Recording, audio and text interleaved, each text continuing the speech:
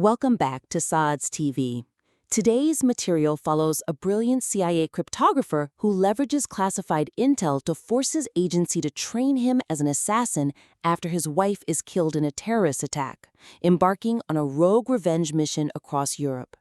The script features an incredibly strong high-stakes hook and a fascinating protagonist, but the execution needs some recalibration to maximize its impact. Right, and jumping straight into that, Charlie's transformation from a desk-bound cryptographer to a globe-trotting vigilante requires a more rigorous emotional and psychological progression to feel truly earned. Yeah, because early on, there's a lot of friction, right? Exactly. The narrative establishes this really compelling friction early on, like he fails combat training completely. Oh, miserably. He shakes uncontrollably when he's asked to shoot Henderson. Right. He ultimately proves he isn't a physical killer, which is such a grounded starting point for him. But then this limitation is just quickly contradicted by how smoothly he executes his subsequent lethal traps. Yeah, it's almost jarring. It is. Whether he is suffocating Gretchen with a pollen chamber in a hospital or, shattering Mishka's glass pool 16 stories in the air. Or leaving Elish to be blown up by that rigged box. Yeah, exactly. Charlie just operates with the ruthless efficiency of a seasoned assassin. The emotional toll of crossing that line into murder, even indirect murder, is totally missing. Right. Making his transformation feel abrupt and really unearned for viewers who are expecting a grounded character study. I mean, I was reading it and thinking it's like dropping a chess grandmaster into a physical blood sport. That's a great analogy. Like, a chess player shouldn't suddenly become a good boxer. They should figure out how to turn the boxing ring into a chessboard. Yes, absolutely. So the suggestion here is to ground his vigilantism strictly in his intellectual capabilities and really highlight his psychological struggle with the violence he causes. So lean into that discomfort. Right. Emphasize the disconnect between a man who analyzes abstract data and a man witnessing visceral real-world death. Make his journey about overcoming his aversion to violence rather than just suddenly mastering it. Okay, I like that. Do we have some concrete examples of how to do that? Yeah. So think about the hospital scene. Instead of physically wrestling with Gretchen in the hospital room, what if Charlie hacks the medical equipment from a nearby cafe? Oh, wow. So he's not even in the room with her? Exactly. He triggers the trap remotely, forcing him to listen to her panic and suffocate over an audio feed. God, that's dark. It is, but it shows him actually grappling with the horror of what he is doing. He hears it, but he's safely behind a screen. That bridges the gap between his digital detachment and the physical reality so well. Right. And another example is later on, when Horst confronts Charlie on the yacht and points out that Charlie's indirect kills make him a hypocrite. Yeah, Horst calls him out. Right. So we should allow Charlie to genuinely falter there. Show him realizing in real time that hacking a pool's decompression system is emotionally no different than pulling a trigger. Forcing a moment of profound moral crisis. Exactly. His intellect can't protect his conscience anymore. I love that. Well, moving to the pacing, the narrative struggles to harmonize its intricate technical espionage elements with its conventional action set pieces, risking alienating both hardcore spy fans and casual thriller audiences. Yeah, it's a structural issue. The story attempts to satisfy two distinct audiences, but inadvertently dilutes the experience for both. Because the tone just swings so wildly. Right. Hardcore technical thriller fans will love the brilliant subtlety of Charlie using like an ABBA CD and a magnetic printer strip to steal files. That part is so clever. It is, but they will likely roll their eyes at the more sensationalized action tropes, like the shootout in the Istanbul laundry room or outrunning a literal drone strike on a beach in Marseille. Yeah, that felt like a different movie. Exactly. And conversely, mainstream action viewers might find the meticulous tracking of sea routes or deciphering of code to be way too slow. It creates this jarring pacing issue where the tension constantly starts and stops. Right, but let me push back on that just a bit. Okay, sure. Does a mainstream audience really need traditional physical shootouts like Henderson fighting the operative to serve as a cinematic palate cleanser? I mean, don't they need that visceral release? I get why you'd think that, but I'd argue that tension can be built entirely through a keyboard if the immediate stakes are high enough. You don't need a literal fistfight to create suspense.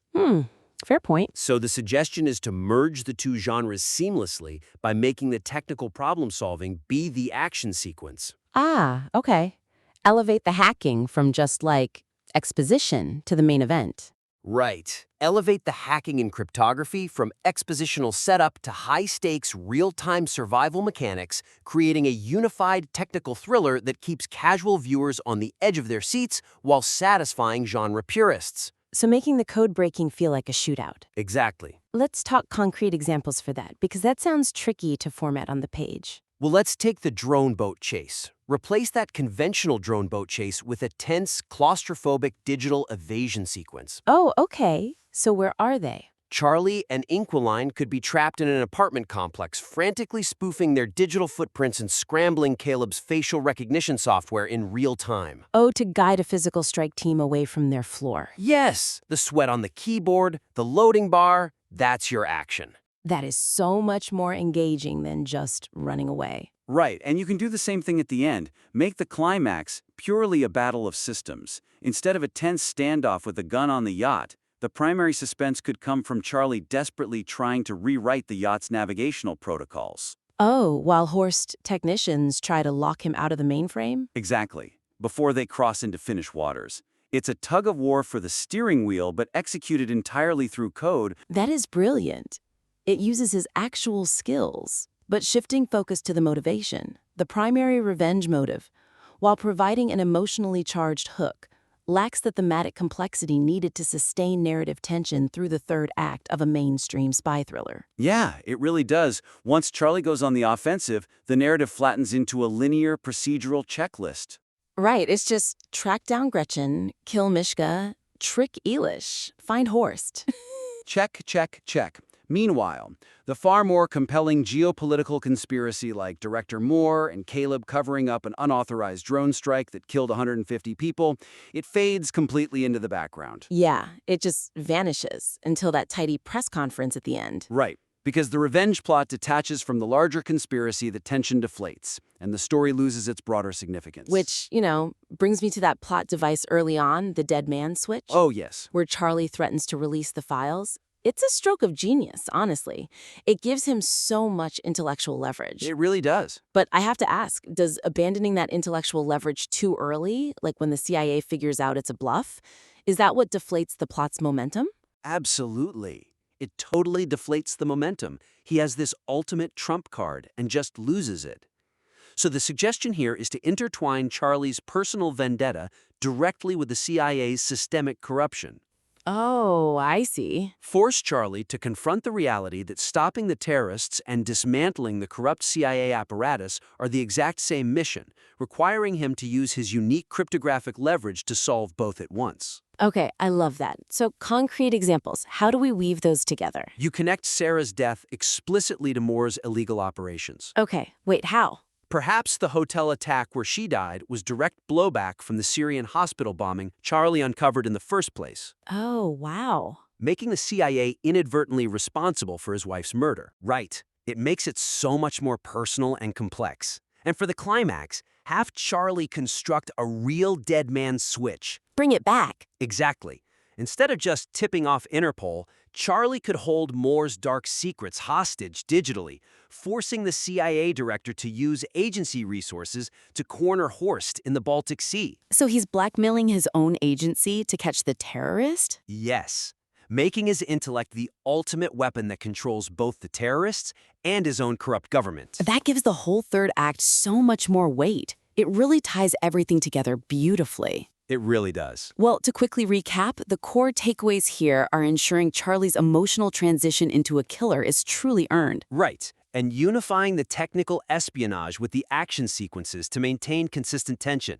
And intertwining the personal revenge story with the broader CIA conspiracy. Exactly. So to summarize the actionable steps, just remind yourself to lean into Charlie's intellectual strengths during confrontations, turn hacking into real-time cinematic set pieces, and weave the overarching geopolitical stakes directly into the third act. Phenomenal.